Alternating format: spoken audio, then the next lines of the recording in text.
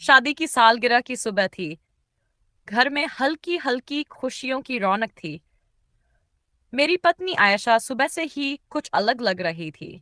वह मुस्कुरा तो रही थी, लेकिन उसकी आंखों में एक अजीब सी बेचैनी भी थी।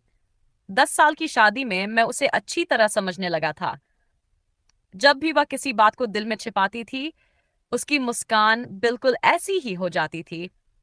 हमारे दोनों बच्चे पूरे घर को गुब्बारों और रंग बिरंगी लाइटों से सजा रहे थे। अम्मी रसोई में मेरी पसंद की बिरयानी बना रही थी और अब्बू बार बार मजाक कर रहे थे कि 10 साल भी कोई शादी होती है, असली इम्तिहान तो अभी बाकी है। शाम होते होते पूरा परिवार एक साथ बैठा। केक काटा गया, तस्वीरें खींची गई और खूब हंसी मजाक हुआ। तभी आयशा कमरे के अंदर गई और एक छोटा सा खूबसूरत लकड़ी डिब्बा लेकर वापस आई। उसने वह डिब्बा मेरे हाथों में रखा और धीमी आवाज में बोली, ये गिफ्ट सिर्फ तुम्हारे लिए है, लेकिन इसे सबके सामने ही खोलना। उसकी ये बात सुनकर मेरे दिल की धड़कन तेज हो गई। आखिर ऐसा क्या था जिसे वह पूरे परिवार के सामने दिखाना चाहती थी?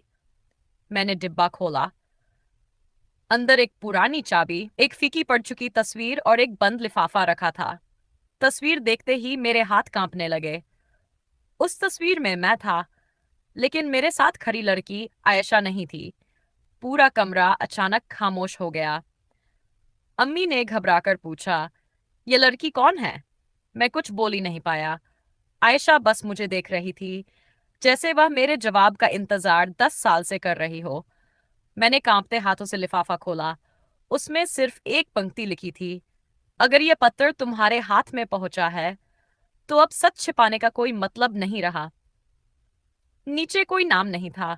इतने में दरवाजे की घंटी बजी। बाहर एक बुजुर्ग शख्स खड़े थे। उन्होंने मुझे देखते ही कहा, मैं बहुत देर कर चुका हूं, लेकिन अब यह अमानत तुम्हें लौटानी थी।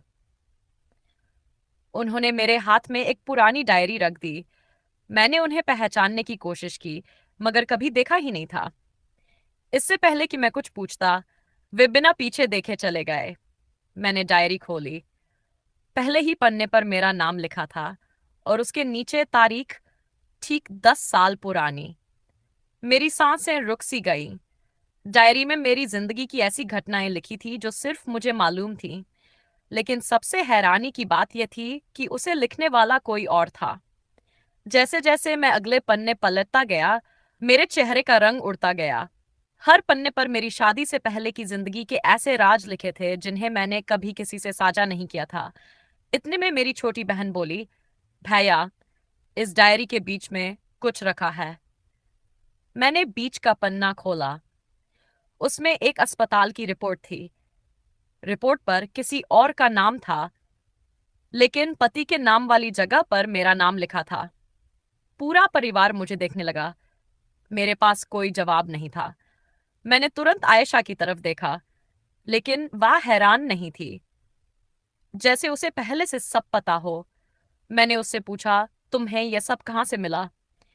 उसने सिर्फ इतना कहा, जिस दिन हमारी शादी हुई थी, उसी दिन किसी ने सब मेरे हवाले कर दिया था। कमरे में फिर सन्नाटा छा गया। मैंने घबराकर पूछा, अगर तुम्हें 10 साल पहले सब पता था, तो तुमने आज तक कुछ कहा क्यों नहीं? आयशा की आंखों में आंसू आ गए। वह बोली, क्योंकि मुझे सच जानना था तुम्हारी जुबान से। इतने में मेरे बेटे ने वह पुरानी चाबी उठा ली। अब्बू, ये किस चीज की चाबी है? मैंने पहली बार उस चाबी को ध्यान से देखा। उस पर एक लॉकर नंबर उकेरा हुआ था और नीचे शहर का नाम। मुझे अचानक कुछ धुंधली यादें आने लगीं, जैसे मैं कभी वहां गया था, लेकिन कब, कैसे, कुछ याद नहीं आ रहा था। तभी मेरा फोन बजा। स्क्रीन पर कोई नंबर नहीं था, सिर्फ लिखा था, सच से भागना अब मुमकिन नहीं। मैंने कॉल उठाई। दूसरी तरफ से बस एक आवाज आई, लॉकर खोलने से पहले अपनी माँ से एक सवाल जरूर पूछ लेना, वरना बहुत देर हो जाएगी। कॉल तुरंत कट गई।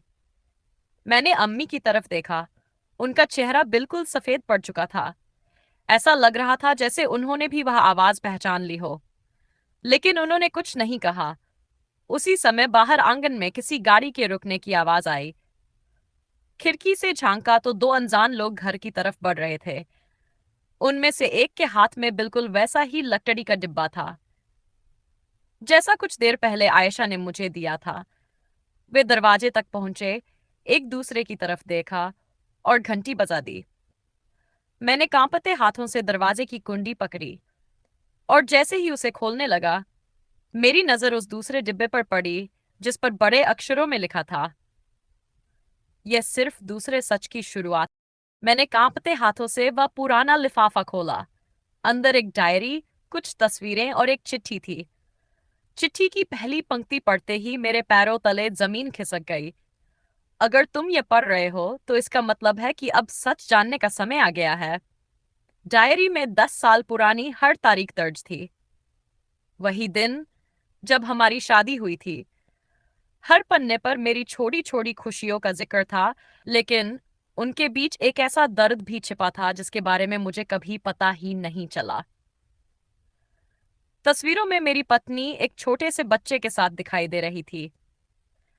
पहली नजर में मेरा दिल बैठ गया, लेकिन अगले ही पल मैंने तस्वीर के पीछे लिखा देखा।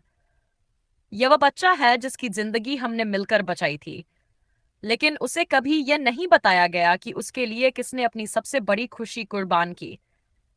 मैंने हैरानी से पत्नी की तरफ देखा। उसकी आंखों से आंसू बह रहे थे। वह बोली, आज से 10 साल पहले हमारी शादी के कुछ ही दिनों बाद मुझे पता चला कि मेरे इलाज के कारण शायद हम कभी अपने बच्चे के माता पिता नहीं बन पाएंगे। उसी दौरान एक दुर्घटना में एक मासूम अनाथ हो गया। उसके इलाज और पढ़ाई के लिए मैंने चुपचाप अपनी सारी जमा पूंजी लगा दी। मैं स्तब्ध रह गया। लेकिन मुझसे ये बात क्यों छिपाई? मैंने भर्राई आवाज में पूछा। वह मुस्कुराई। क्योंकि मैं नहीं चाहती थी कि तुम मुझे मजबूरी या त्याग की नजर से देखो। मैं चाहती थी कि हमारा रिश्ता प्यार पर टिका रहे, एहसान पर नहीं। इतने में डोरबेल बजी।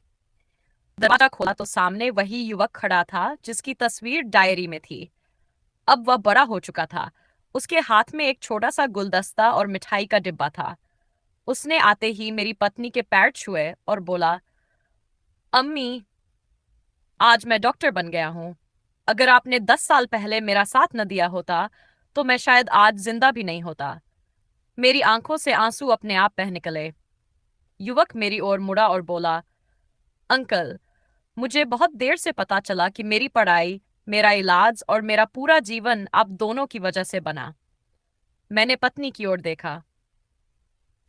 आज पहली बार मुझे एहसास हुआ कि उसने मुझे कोई साधारण सालगिरह का तोहफा नहीं दिया था, बल्कि मुझे मेरी अपनी जिंदगी की सबसे बड़ी सच्चाई से मिलवाया था। मैंने उसका हाथ थाम लिया और कहा, 10 साल पहले मैंने तुमसे शादी की थी, लेकिन आज मुझे तुमसे फिर से प्यार हो गया है।